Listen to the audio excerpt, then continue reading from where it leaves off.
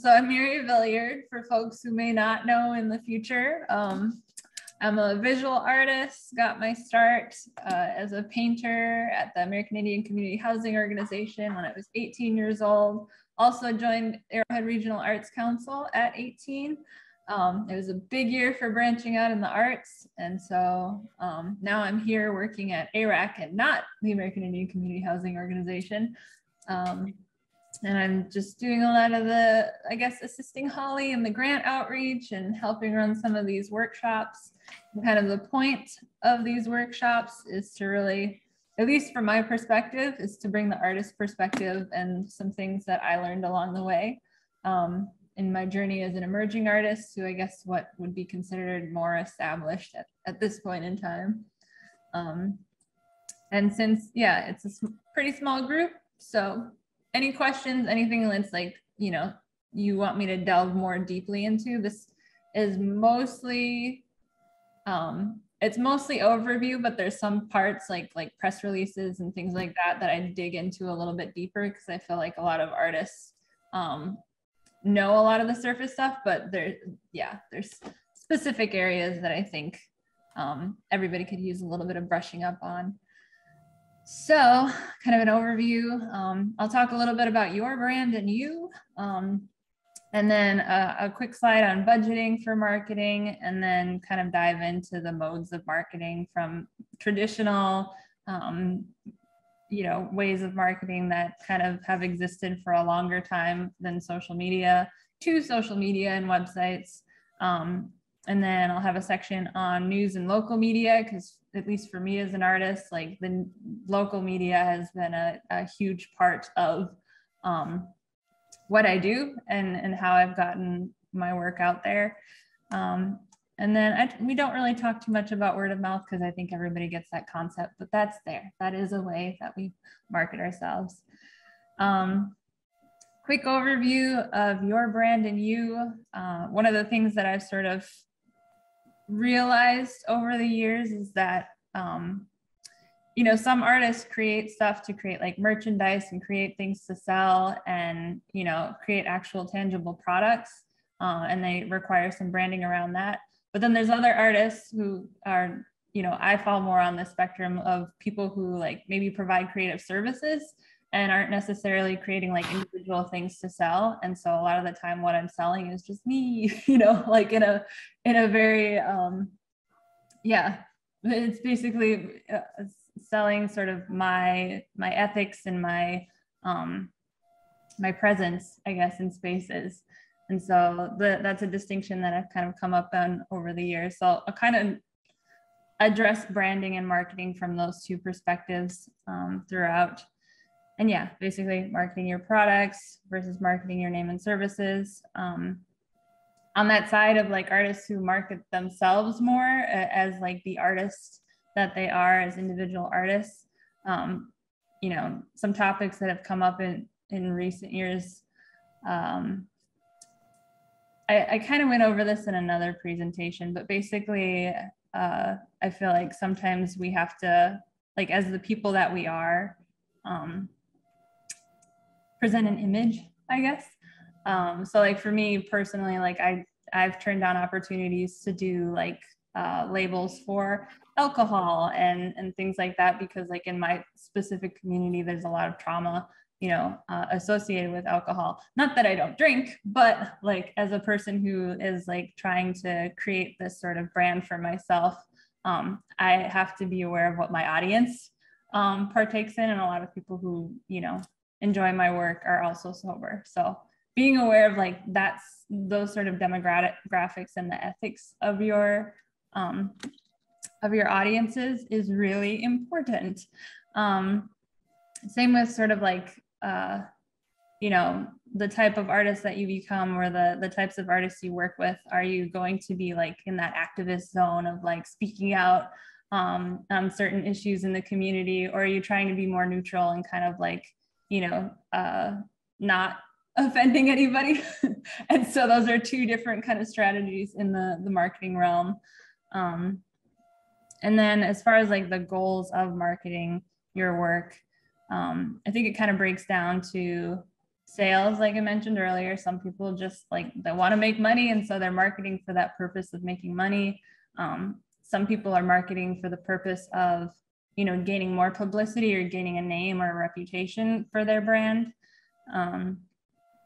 I also like to include evaluation, because I feel like when I write grants, I like to include kind of marketing outcomes in my evaluations. So for instance, a lot of the time I'll put a goal of like, I want to be featured in like 2 local news stories as a goal for evaluation of the success of my work, because a lot of my work is community engaged. And I think like reaching a wider audience through a news story is a really good way to sort of measure or, you know, tie into the measurement of your work.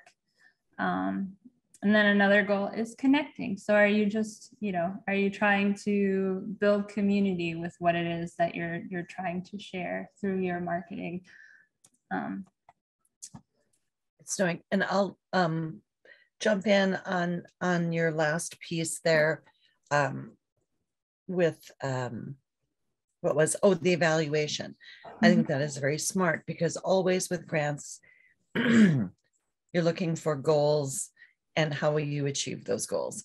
And the more tangible those numbers can be, the better. Because if you say, I'm going to increase my, you know, I'm going to send this out to 2 places. And then you can come back. Well, was that goal met in your final report?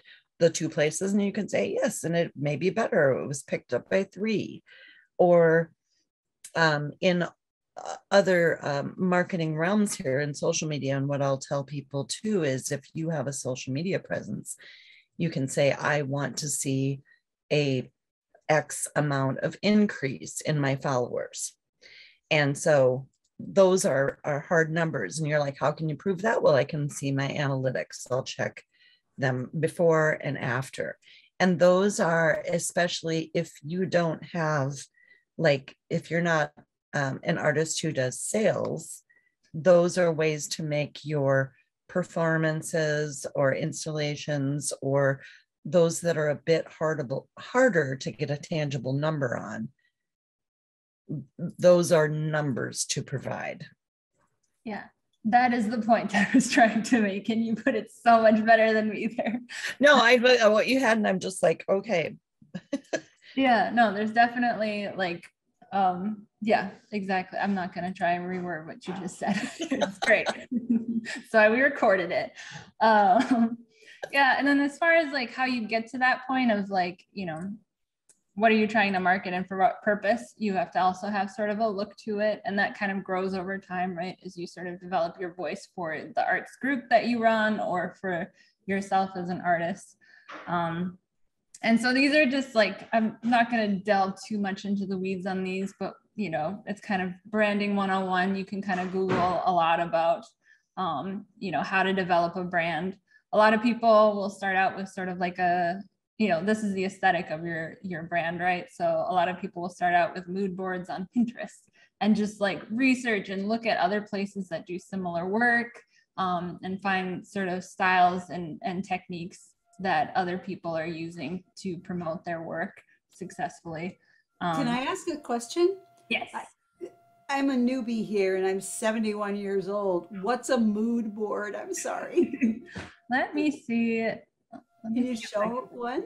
Yes. Oh, thank you. Let's hope the example. While she's getting that too, I like to recommend to people Pinterest. I use it as a search engine for creative things, and they'll have tons of inspiration and ideas. And then it's kind of vetted instead of just Googling it. If you go to Pinterest and you start banging around, and they have good information out there on grants and marketing and aesthetics. And where do you share a mood board?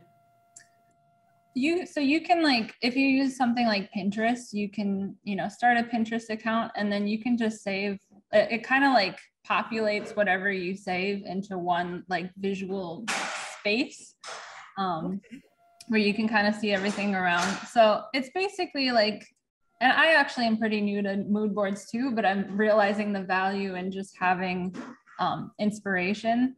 So like this one here, I don't really know how to make it bigger. That's okay.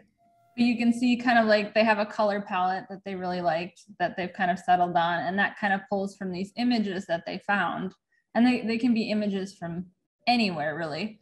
And then they have, you know, on the menu, I'm sure they're looking at like, they really like that font. And it's just kind of getting a sense of like, if they like the way colors or images or ideas look together. Like this has kind of like an urban sort of vibe to it, like a grungy urban aesthetic. So their brand that they're trying to build is probably, you know, kind of hip and modern and maybe a little bit techie because they've got, you know, inspiration of a keyboard there and stuff like that. Industrial. Yeah. So it's just like, you know, a simple way of saying like, do some research on things that look cool to you.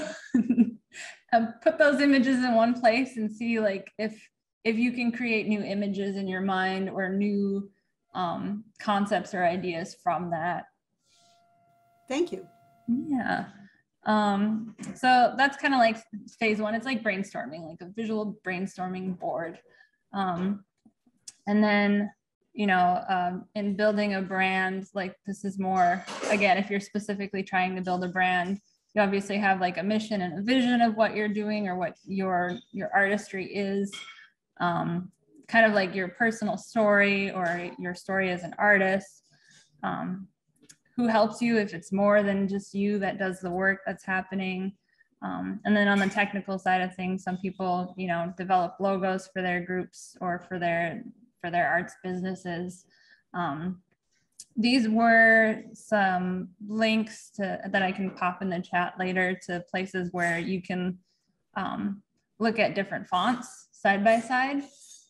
To see if you like the aesthetic that's happening with them and if you want to build a brand around those fonts. Usually if you're, again, this is just creating the look for like brochures and for websites and things like that. People recommend just trying to stick to like 2 fonts that really speak to your, what you want your brand to be. And as a former graphic designer, don't do more than 2 fonts. Yeah. It makes graphic designers crazy and disrespect you. If you're like, this is a cool, you know, many of them, your brain can't compute those and it'll make, no matter how great your layout is, it'll make it look bad. Yeah. Confusing for so folks. pick a headline and then a coordinating body of work typeface. That's my pro tip of the day. And then color palettes. So again, this is maybe a little bit more, it's like basic and advanced depending on, I guess, what field you're coming from. But color palette websites will just be like websites that generate really nice colors that look good together. So you don't have to guess like, does this purple look good, you know, with this blue or what have you. So these are, I won't get super deep into this, but you can always kind of Google like how to build a brand for whatever type of thing you're trying to market for. Holly, you can probably jump in on this and a lot of times. And can folks hear dishes? Lester.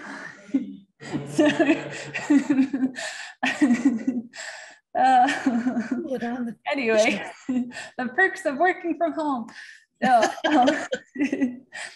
that just means you're human. We're good with that. And I have a great husband who does dishes while I work. But yeah, no, that's what I'm doing. Also, it's a beautiful day. So, budgeting is huge. And including it in your grants, you always need a budget with your grants. If grants are good for anything, it's getting yourself organized and really understanding what you need to accomplish something. So, you know, get in the habit and like, and she writes on here, keep your receipts. At this time, we don't require receipts, but it's always a good idea. And there are tax times, and there's, you know, the wonderfulness of getting audited and those kinds of things. So if you have receipts, by all means, keep them. Yeah, definitely keep receipts. I feel like I've written grants in the past to actually like that were mostly just for the marketing of a specific project or artwork. And also, like, I don't think in panels that I've sat on, people don't really like heavily criticize folks for not including a marketing budget, but they will if like you're talking about like trying to reach like a specific population, or just if like there's goals in your grant that very heavily revolve around reaching humans in a very specific way. You kind of want to make sure that you're putting something in the budget for that marketing, ensuring that you've got materials made, or like a graphic designer who's creating something, or if you're doing graphic design yourself or in-house, just mention that, you know, or have that as an in-kind thing, because I think that also lends itself in the grant writing world to the credibility of your application. Yes. And if you have something that you're leaning heavily on promoting and then do not have any budget or marketing plan or direction, that is going to work against you, because the reviewers will they don't know what they're up against with this. So it does lend credibility. Absolutely. Yeah, so this is just kind of listing out some of those old school traditional methods of marketing that are still employed today. Obviously business cards. I definitely have a business card. I wish I could pull it up. Actually, wait, go back. How do I exit this? There we go. So you'll see like this whole presentation I put together in Canva, and canva.com is a really like, it's great if you can't hire a graphic designer or you're like very new to graphic design. They have like business card templates, and they've got tons of them, and they all look really good. And they have a great like font selection and stuff like that. I wouldn't recommend using this to make a logo because a lot of the, like they have, let's see, they've got photos, elements. They've got like these clip art things, and they say that you can use these for logos, but then like if you actually are trying to sell something with logos made from this clip art, it won't work out in your favor. So not recommended for logos. And also, you know, sometimes I'll test out fonts here because they have a lot of really, really cool fonts, but not all of them are licensed for you to be able to use all the time in all the different ways. And so if you like a font, I would recommend like, and you want to use it for branding, I would recommend like Googling the font name itself and seeing if you can find a version of it that you can either buy or find free somewhere else. Let's see. I'll skip authentication certificates. Newspaper, again, I think like there's lots of, besides like the traditional newspaper, there's also, go back into presentation mode, a lot of different like community newspapers, like the Reader that we have around here, and different little zines that I see popped up that you can kind of just connect with them and see if you can get, you know, there's opportunity to share your work or promote the things that you're doing. And then I kind of lump all sort of printed materials or posters into kind of like the more traditional methods of marketing that are still, I think, important.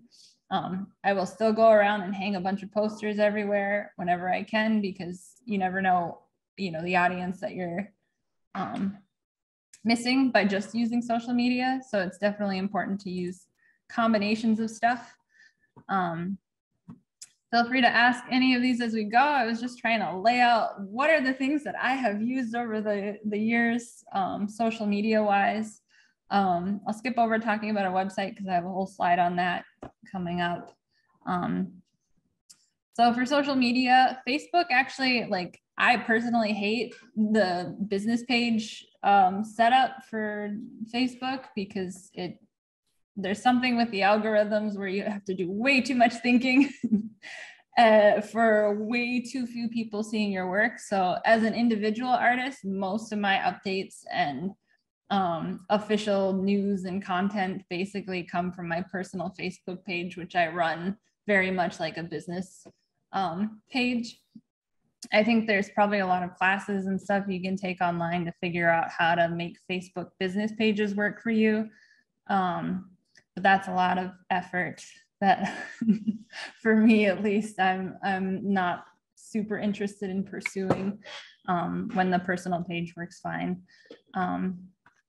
Obviously YouTube, Twitter, TikTok is really big right now. On Instagram, they have, I've seen like link trees now. So like, because Instagram doesn't allow you to embed links into posts, they'll have one link on their profile that leads you to a tree, basically full of any link that you might have cited in your work. LinkedIn, Discord, and then Patreon. A lot of artists make a pretty decent living off of Patreon. I've got a little section on live videos I'm going to go over because I think those are kind of special in how they work. Obviously, you've got your paid online ads and social media ads. Keep your receipts for those. I think crowdfunding campaigns can sometimes be an interesting way to garner support or interest in the work that you're doing.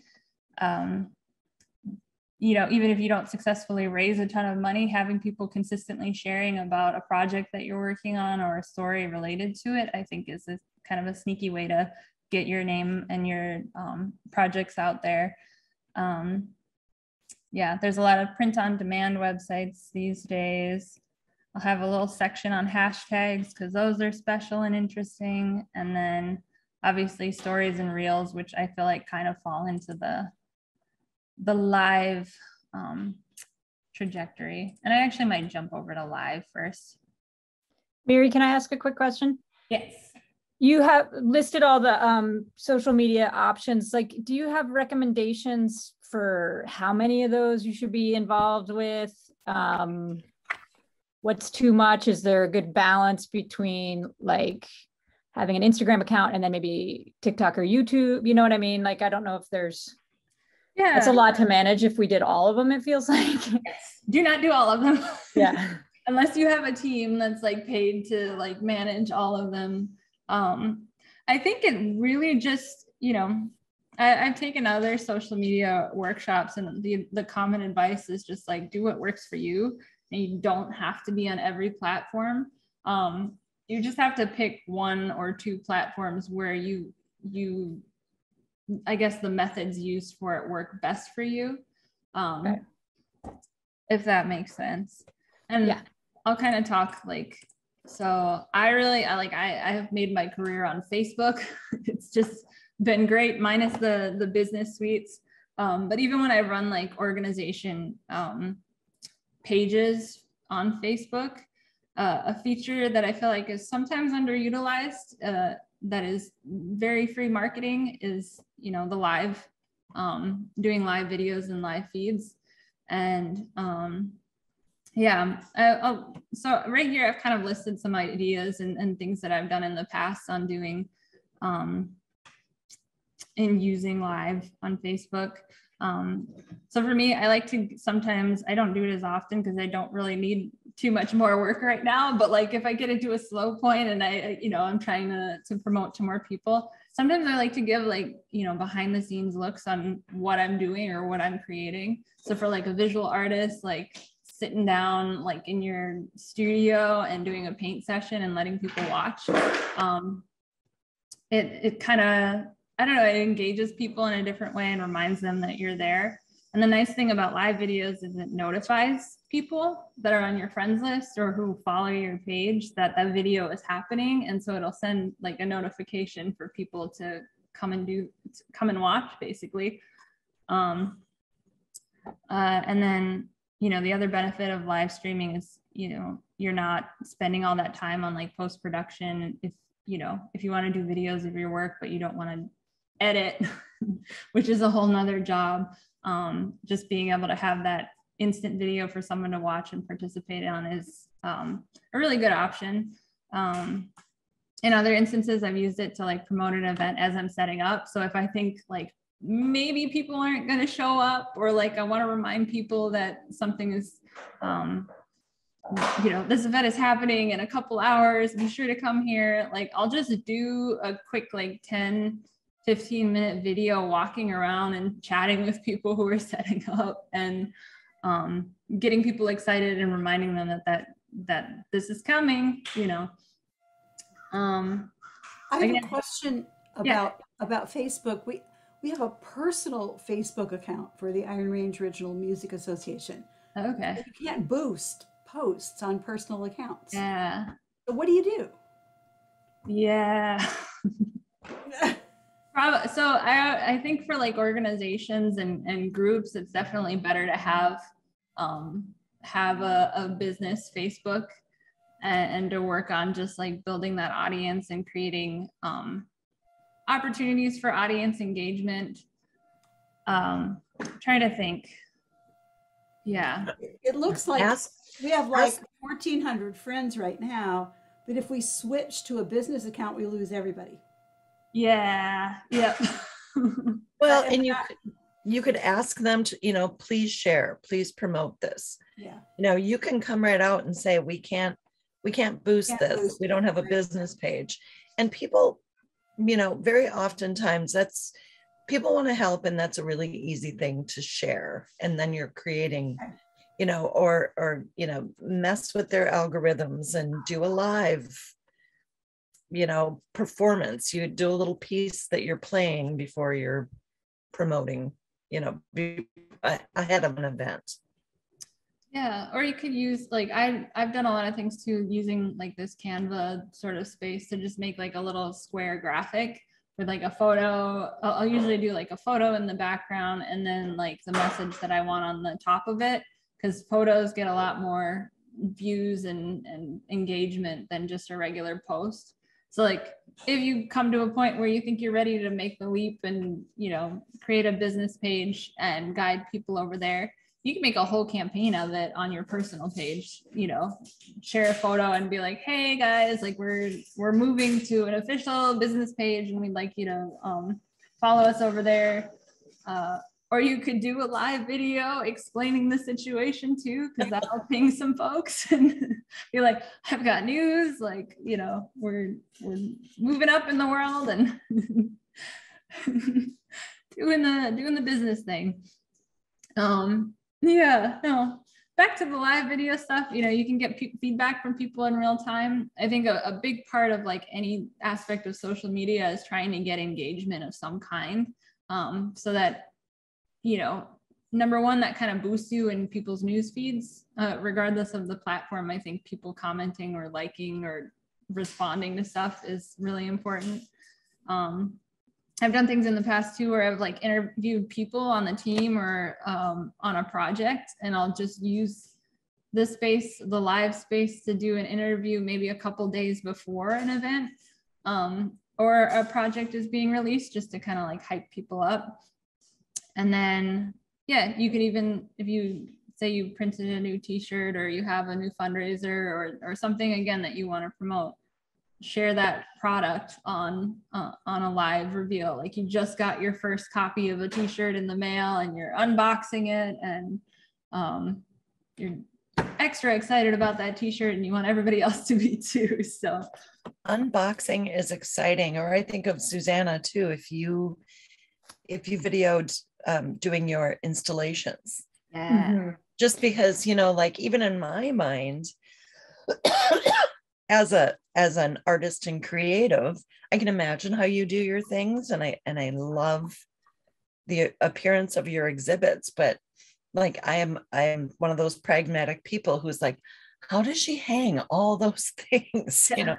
How long did that take? And how does she get it from her car to there? I mean, those are, it sounds strange, but those are things, especially for people who are fans, and don't have the wherewithal to do it themselves.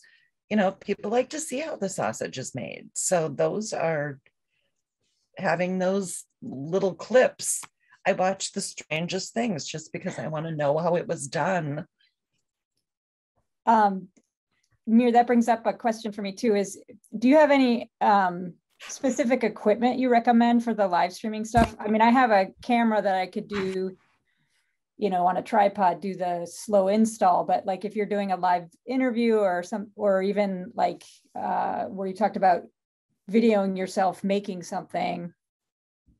Yeah, I mean, I feel like cameras are generally, you know, pretty good on phones and stuff. So a lot of the stuff I've done in the past has just been on an iPhone, because it's got a relatively decent camera and I don't necessarily have to worry about the internet issues as much. But I know there's also ways you can, you know, a lot of contemporary like DSLR cameras have options to do like streaming as well, but I'm not as tech savvy on those.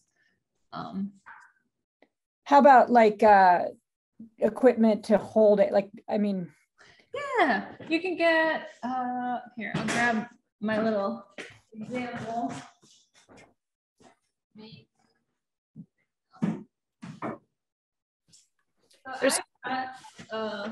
You know, I'm sure you've probably seen these before. It's like a little sticky tripod. Yeah. You can attach it to counters and things like that. And then sometimes I'll have like, you can get decent lav mics for pretty cheap online, and depending on what they're, they've got all kinds of, what are the adapters on the end that you can use, and you can just stick a lav mic to something. The tricky thing that I've run into in the past is copyrighted music will like silence your entire video. So you have to be sure that, you know, there's no like, you don't have, I don't know, a Beyonce ringtone or something that goes off and in the middle of your video. And yeah. And so like figuring out. Are you seeing that if you happen to play some copyrighted music, Facebook axes it? A lot, yeah. But it has to, like, if it's like the original recording. Yeah. So like if it's someone covering something or like playing a rendition of it, you might not get as cut. But I have a friend who's done like DJ work. I have a couple of friends who've done like DJ stuff on Facebook, and they'll try and just do like a DJ session, and the entire thing, like they'll go the whole night not knowing that the audio isn't playing, because Facebook just is getting really good at catching sound. That's interesting. So like I had a video, like the first painting video I ever posted, I listened to music, and the music was kind of playing faintly in the background, but it was loud enough that it was like, nope, your whole video has MGM copyright infringement or what have you. So, and then it doesn't stop notifying you of that until you take the video down. So I'm still like, I posted that video in like 2017 and I still get notifications about it. It's like, take your video down. I'm like, the audio's already gone. Like, right. But yeah, so I think live video streaming is a really cool thing that gets overlooked a lot of the time for, you know, across all mediums. There's always content, and, you know, I don't think people expect live stuff to be very polished. And it's just kind of there to like pique people's curiosity and, you know, engage people who might be just really bored on Facebook one day, and they're like, oh, you know, what's Susanna doing today? You know. So websites, you know, I've learned that not everybody needs a website. You know, they're helpful for some folks, and for some folks it's not. It just depends on, like, you know your audiences and what they're most likely to engage with. I kind of pulled this from another presentation that I sat in once, but they kind of broke it down as like, websites they serve these three purposes. It's either e-commerce, building community, or sharing work. My website kind of does all of it because I do a lot of things, and it, you know, in my case, I have an intern who helps, because managing all of that is just, you know, I'd rather just focus on creating work. But basically, like most websites will have like an about you. So give the story of the work or your group, the work that they're doing, portfolio of some kind that shares like the work that you have done.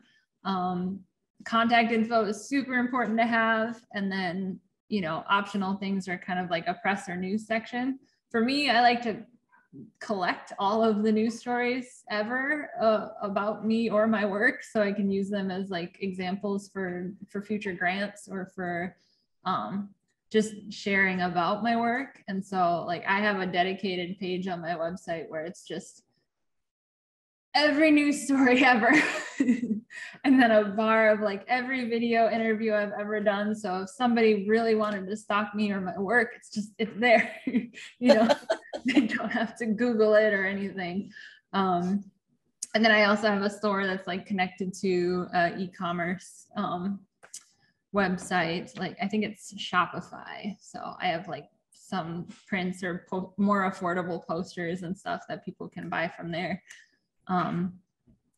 My recommendations for websites you can start with, I really like Wix. I think it's the most like, it might be a little bit more advanced than these other two, but it also has like the most features of like the drag and drop websites. So traditional website building has a lot of codes and requires probably a degree of some kind and, you know, formal education. But today we have websites like Wix, which are just drag and drop and kind of build the aesthetic that you want for your work. So Wix, I feel like, has a lot of creativity. I've used Weebly before, but they like updated recently and their templates are really like not flexible anymore. Like any website you build on Weebly is kind of going to look like all the other Weebly websites, but it's also very simple. You can't make an ugly website, I don't think, when it's kind of a forced template. And then I haven't used Squarespace as much. But yeah, as far as like, if you don't want to run a website yourself, like I said, hire an intern, like, and that is something I've written grant money for, to just say, hey, like I need, I want to pay my intern like $50 an hour for updating. I have like community art project tabs. Maybe I'll just pull up my website.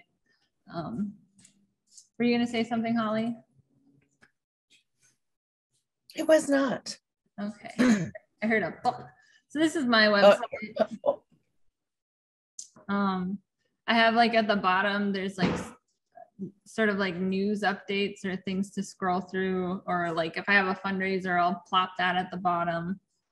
Got my profile, project and exhibit history. This is the news page I talked about.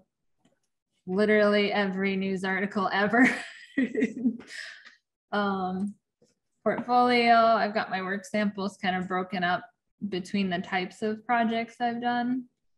And then because I feel like having a gallery view doesn't really help with the stuff that I do, I have a community projects tab, and this is where my intern steps in, and I have her write like a complete news article on each project and how it came into fruition. A lot of the language is pulled from like grants that I've written for these projects. She's put like sections where you can follow the social media posts connected to it. You can read the news stories connected to it, see who sponsored it, which I need to update a lot. It's been a while since I've done too much with my website, but it functions as a pretty useful thing. And I feel like I did not have time to do this. And so like, I will reach out to my intern every so often and just be like, hey, I have some money, like, please update this. Please just go through and like, you know, or I'll have a phone call with her and have her just write down the things that I want said in here instead of me having to type it out and then figure out how to write it nicely. On this one, I put like, this is merchandise you can get that's connected to the project, things like that. So. Aren't you having this is where you should put a plug in to the tour that's happening in your mural? Yes, if anyone wants to come check out the Chief Buffalo mural, there's like an art walk happening Saturday from 1 to 2:30, and I think it starts either at Clayton Jackson McGee Memorial or at Zeitgeist, but it's organized by Zeitgeist, so you can find there. This Saturday? Yep. Okay. Yeah, and they're just basically having I forget, it's Heidi Bakken. I can't remember her name suddenly. Oh, Bakken Hansen. Yeah, yep.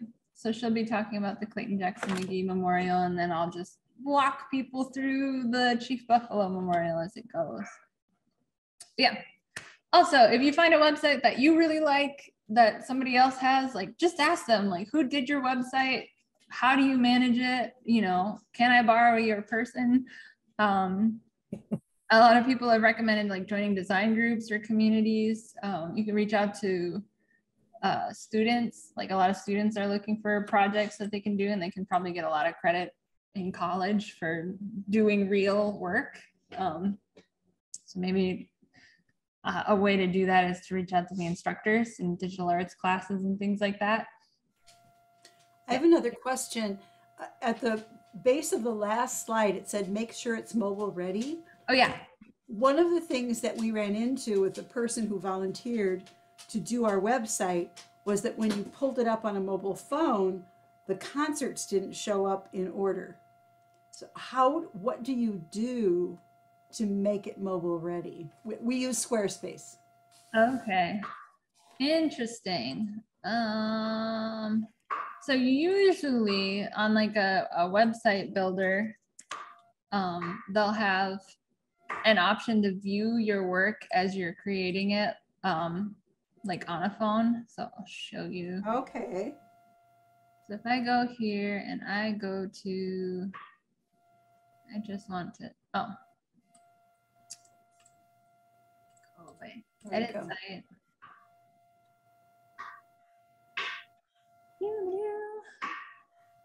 There'll usually be like a little phone button.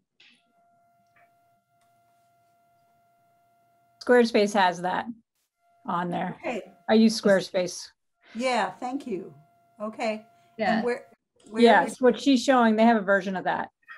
Okay.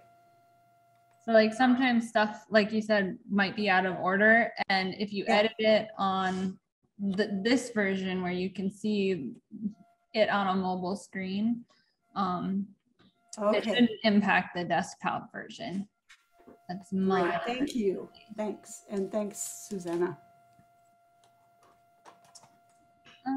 And we're basically out of time, but I will rush through the end of this. Yeah, hashtags. There's like, you can basically look up a free hashtag generator. I think hashtags actually are very useful. Again, I don't need too much more work, so I don't use it as often, but I know some people who like will share like a huge list of hashtags on Instagram and Facebook. I'm pretty sure Twitter. I don't have Twitter, but I think they all function similarly. And that basically serves as like a link that connects all this similar content, right? So if you do like hashtag visual artists, then it like lumps all these visual artists into like this giant global eternal news feed. And one of the, when you're trying to figure out a brand or when you're trying to figure out what you want out of like the aesthetic that you're trying to build for your brand, basically. You could look up like hashtag visual artists and see like what other visual artists who've used that tag are doing on their social media or on their Instagram or on their websites. And it's just a way to, again, sort of connect, and you can use it as a tool to research. It's like hashtags are like bonus search engines within social media, kind of. Oh gosh, okay. Try and get through this in like 5 minutes. Yeah, you already mentioned kind of working with the media is a relevant grant evaluation tool.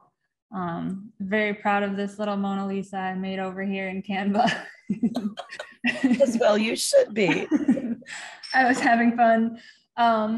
So the big thing, and maybe you guys know a thing or two about press releases, but I think a lot of artists, especially visual artists and folks who are doing this kind of on their own, aren't aware of, is that a press release is what brings the news to your stuff. The news doesn't just show up usually, like they generally like to have some sort of body of information before they come somewhere. I think, let's see, yeah, news doesn't usually show up. Kind of the structure of a press release, and I put a link actually at the beginning of this presentation to Springboard for the Arts. They have this book of all these awesome resources that you can download for free. And in that, it's got templates. So there's more kind of activity type stuff around social media, I think on page 64 to 87, something like that. The Springboard. Yep, in the Springboard booklet, and they have a press release template that you can use from that document. So definitely check out that link in the chat. It's a great resource. But basically, a press release is who, what, where, when, and why. You've got your news location, the contact info of whoever is in charge of talking about the work, obviously the date, and then a headline.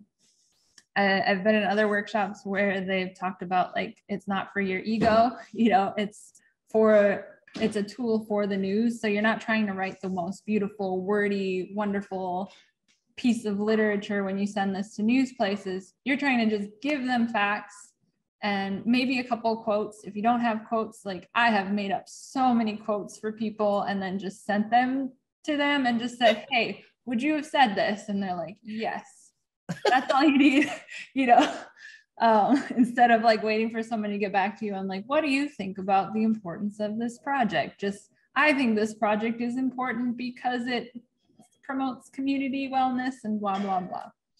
And then any photos or posters or links. So usually as far as like getting press lists, you kind of have to, I have one, I need to update it, but I think it's good to reach out to organizations who maybe you think already have a press list and just be like, hey, like, could I see your list? Could I have a copy of your press release list? And build up your own list of people that you want to have contact with in the media. And eventually, once your list is super big and long, like you can trade with other people and give contact information and just build community. I think usually people hopefully aren't terribly stingy about sharing like their press list, because it's just a matter of compiling it and then hitting send. More, and I will, and then kind of think outside the box too, because like, for instance, the Arrowhead library system is that's 29 libraries that will share your information. And often too, like for instance, libraries also do art installations. They hire musicians, they do different things. And having worked directly with them, they're really wonderful to work with. Yeah, listservs. There's a lot of listservs that exist too, I think, that if you find the right contacts with people in academia, you might get some access to have stuff sent out on those email listservs. And then as far as when to send, I don't know if this is actually best practices or not, but I've had success sending stuff like a month before. So having like that initial like blast of like, this is coming. And then a day before, just to remind the news, like, hey, the event is happening. Probably not so much the day of, just because they usually have their schedule of stories and stuff for the day, and they're on their timeline making stuff happen. I also read that it's you shouldn't do it on the hour, do it on like a 1:27 or like a, I don't know, 1:18. Because they get a lot of, I guess, requests that get sent on the hour, and then it gets your stuff might get buried. And then pro tip,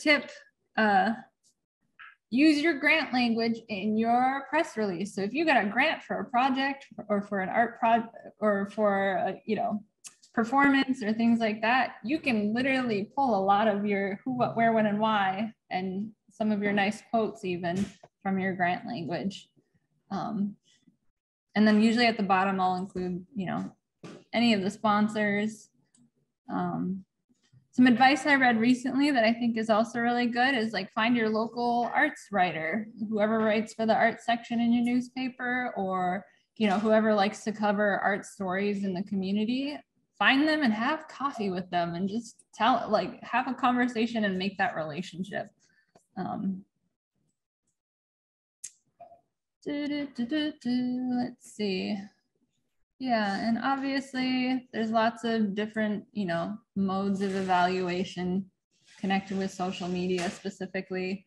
You obviously learn a lot about your target and specific audiences. Again, you can use mood boards, hashtags to do your research on how to, you know, creative ways, I guess, to reach people, and kind of following what other people in your industry are doing. Obviously, you know, you can track views and who's viewing what works. Creating, again, interactive posts. And a lot of time, like if you ask questions of your audience on social media, that's a really good thing to do. Instead of just like making a statement, you can be like, tell us a story of, I don't know, say your art form is food, because it's almost dinner and I smell food. So I'm like, food. So your art form is food, and you know, you want to promote an event that's coming up where cooks are coming together to do stuff and cook for people.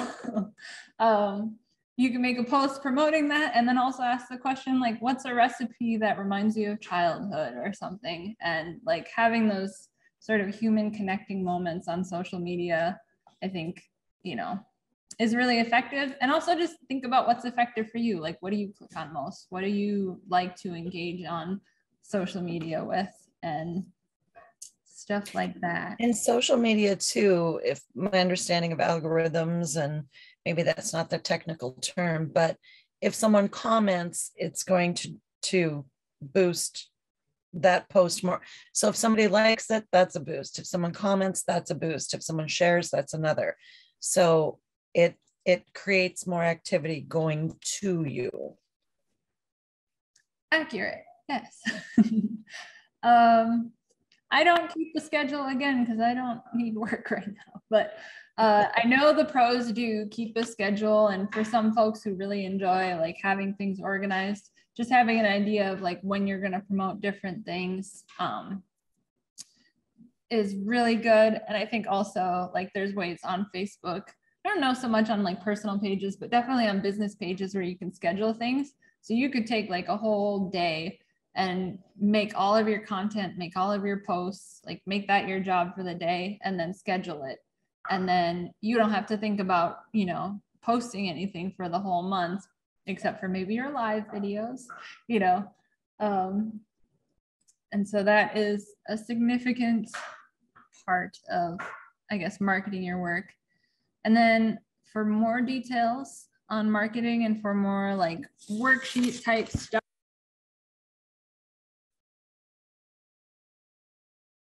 Oh, you just suddenly lost your, we can't hear you. There we go. I pushed the button back. But yeah, this is the link that was in the chat. So this is a booklet. It's a pretty thick booklet of resources. And Springboard for the Arts also has a lot of different workshops there hosting. Yeah. And they're a wonderful organization. They're an economic driver for artists. So it teaches you how to be an entrepreneur and make money from your art, because we are done with starving artists. And people need to know how to state their value. People need to stop asking artists to do things for free. So, and if you have any trouble with that, as I always offer, I offer my Mama Bear services that I've been talking a lot about that to business owners and different groups and different things, is that an artist didn't wake up this way, that it's work, it's practice, it's their job. And you wouldn't go, you know, down the street to a store and say, hey, do this for me because you have the talent, you know. So know your worth, always write that in if you are doing any grant work, whether if you're donating your time, calculate your time and put it as an in kind, because what it's doing is it's showing people you know your value. And we're advocating for you, and we're trying to train everybody to get that. Yeah, that is the extent of like the visual presentation part, but do you guys have questions or specific anything that you would like to talk about at this point in time? And know that you can always reach out and contact us through ARAC. And, you know, we can do one-on-ones. We help people with their grants. We help give people advice as to finding resources. So don't be afraid to ask. If we don't know, we'll certainly tell you, but we will direct you to someone who does. Holly, I'm wondering if you might give feedback on applications that were not funded. IROMA. Absolutely. Iron Age Original Music Association did an application for a Arts and Cultural Heritage grant that wasn't funded. Okay. Yes, because that's what I share with people. So send me an email requesting feedback for that. Okay. I'm a little backed up on my feedback right now, but I certainly will do that, because that's a wonderful way to learn and strengthen.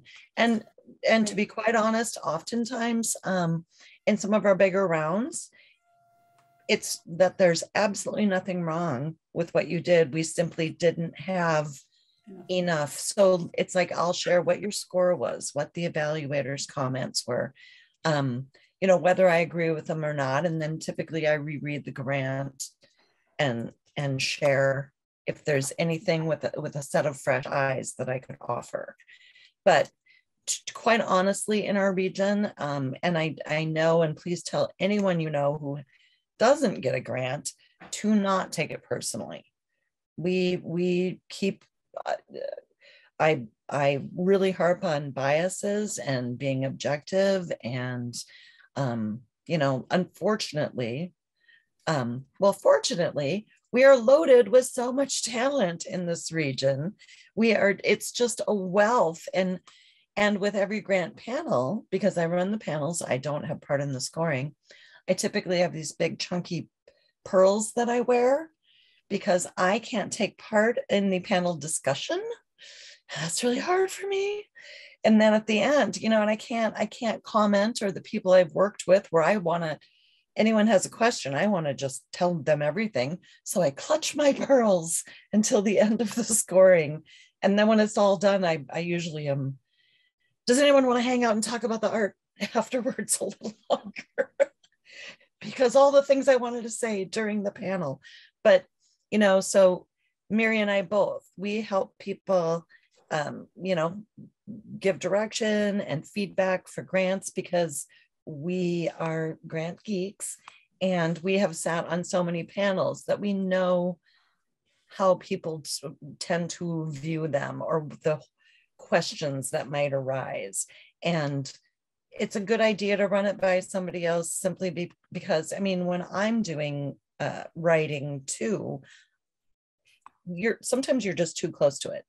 And especially if it's something big that you've been involved in for a long time, you know, walk away from it for a bit, gain some objectivity again, come back. But that's where, give it to somebody, one of your friends, you know, any of your writings that you do, your press releases, whatever, give it to a close friend and say, do you understand what I'm saying here?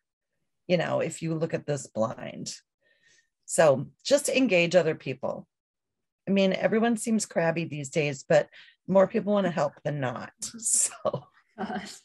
And I think our next workshop, I believe, is going to be on like other resources. So like stuff beyond ARAC, which I'm hoping in the next couple of weeks, week or two.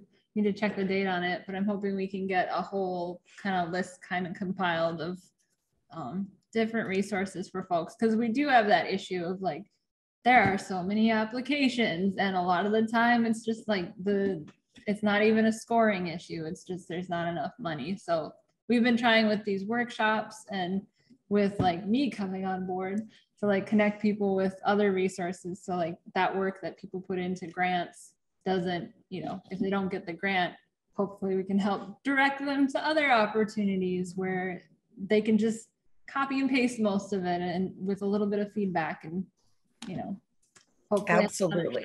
So my I have a theme at the end, my theme at Sorry. the end of emails too has been cast a wide net.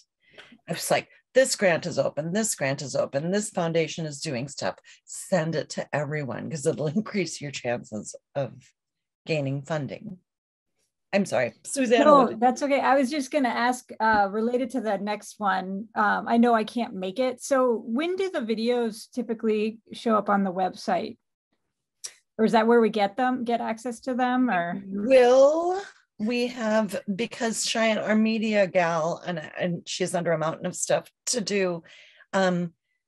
She resurrected, she's trying to figure out the ways so that we can just embed it onto the resource page of our website. okay. And then there is an old YouTube channel that we have. So, but we have to clean down. We want to take down any misinformation before we drive people to that with the workshops. So as soon as that's ready to, and I know you're on the mailing list, we'll have a big announcement about it. Okay. I just wanted to make sure too, I wasn't missing it somewhere. And then another question, which may show up in that particular workshop, but is public art. And Mary, I know you've done a lot with public art. That's just something that I'm more interested in, and I know has, obviously it could be another form of funding. So I don't know, I guess I'm just putting it out there that I have interest in that, you know, knowing more about that, and that's something that folks in the Duluth area, I know Minneapolis, there's a lot more resources potentially, but even just getting started in it, and not only funding and engaging with community and all that, but also like materials and that kind of thing. So anyway, I'm just putting that out there as a, hey, I'd love to know more about it. Good to know. And we are all the input, all the feedback, because we actually, our staff, we had a meeting this afternoon too. And it's like, we can come at things from, we think artists need to know this. Well, have we asked artists, what do they need? You know, that's the first part. So we'll also be, you know, any feedback that you have on any of these workshops or anything we're doing, or if you're seeing a hole in something, you know, I would like to know more about XYZ, like you're saying, and tell everyone to tell us. You know, I don't have to yell it at us, but they can just ask nicely and be like, we would love more about this, because what might seem obvious to us is not. And we know that we don't, you know, and I think we take special care also not to have any shame to that. You know, I said, let's remove the pretense out of any of this, because I don't know everything. No one knows everything. So, and ask questions. We're really encouraging people to just ask. Well, and a follow-up to that would be that I think, I don't remember where, but in different places, there's been opportunities to say, what are, you know, if we could do anything different, what would you like? And I frequently have said more workshops. And so this is great to see that this is happening. Like it's like tangible now that we can. So kudos to you guys for turning it around and putting it out there. We have big plans. This reemergence after COVID. Yeah. You know, that kind of sent everything off kilter, and we tore down our entire system to do emergency grants, and we did like an entire year's worth of work in 3 months. And it's still now we're kind of restructuring and setting up that scaffolding. And we were doing a lot of visioning this afternoon about really where we're going with all of this. So we hope to just be more than a regranting group, because we have, you know, a bucket this big. We have a nice bucket, but there's other buckets. Yeah. And our bucket isn't enough for all the talent that is here. It is not enough for all the worthwhile projects. So our thing is, you know, learn how to do this, and then let's find those other buckets and we'll work together and bring everything back. It's been a rough couple of years. Yeah. It has been for everyone. Yeah. Yeah, we'll definitely talk about public art funding because I have a lot of pet peeves with that. Oh no. And she has a lot of inside knowledge too.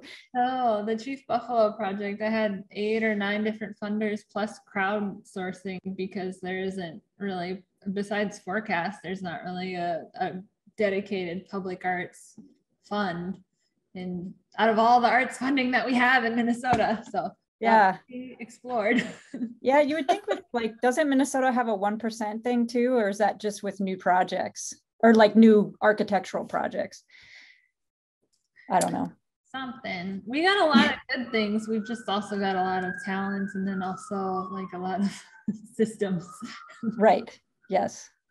Yes. So we just got to keep going. We're just going to work all of it. And Mary, like the public art, I mean, I think I printed your rant from Facebook of all the stuff.